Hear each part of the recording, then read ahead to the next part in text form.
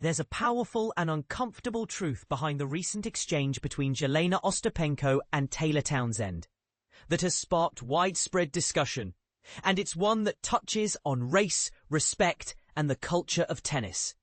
After Townsend's convincing straight sets win over Ostapenko at the US Open, tensions flared beside the court, with the Latvian player accusing the American of having no class and no education. But here's where it gets controversial. Naomi Osaka, a respected voice in tennis, weighed in on the incident and called Ostapenko's remarks one of the worst things you can say to a black tennis player in a sport dominated by white athletes. Osaka, fresh off her own victory against Haile Baptiste, spoke candidly to reporters about the heated exchange. She acknowledged the gravity of Ostapenko's words, emphasizing that Taylor Townsend is far from uneducated. She's known for her intelligence and hard work. Osaka didn't shy away from pointing out that, while Ostapenko's comment was shockingly inappropriate, it wasn't entirely out of character for the Latvian player.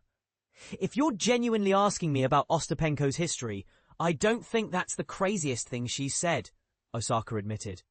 She also highlighted the poor timing and the unfortunate choice of target, suggesting Ostapenko might not fully grasp the historical weight such a comment carries in America.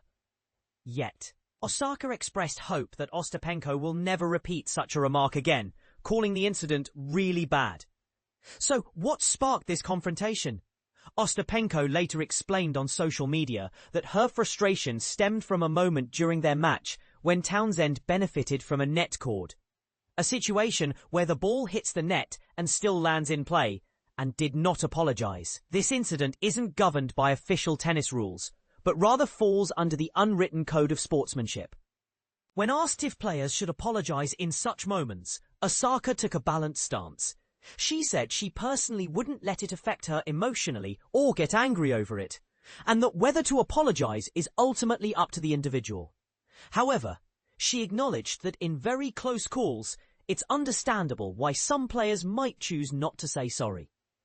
Adding another layer to the story, world number one, Aryna Sabalenka revealed she had a conversation with Ostapenko after the incident. Sabalenka described Ostapenko as a nice person who sometimes struggles to control her emotions, hinting at personal challenges she faces off the court. Sabalenka's intention was to support Ostapenko, encouraging her to handle such situations more maturely and to find ways to manage her feelings better.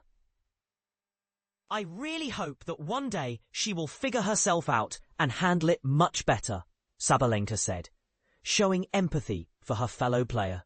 Interestingly, after Ostapenko's first-round doubles loss the following day, she did not speak to the media, with the United States Tennis Association citing medical reasons for her silence. This incident raises important questions. How should players navigate the fine line between competitive frustration and respect? Is there a deeper cultural misunderstanding at play when comments like Ostapenko's surface? And how can the tennis community better support players in managing emotions and fostering inclusivity? Some might argue that Ostapenko's comment reflects ignorance rather than malice, while others see it as a stark reminder of the racial tensions that still exist in sports. What do you think? Was Ostapenko's remark an unforgivable insult or a teachable moment?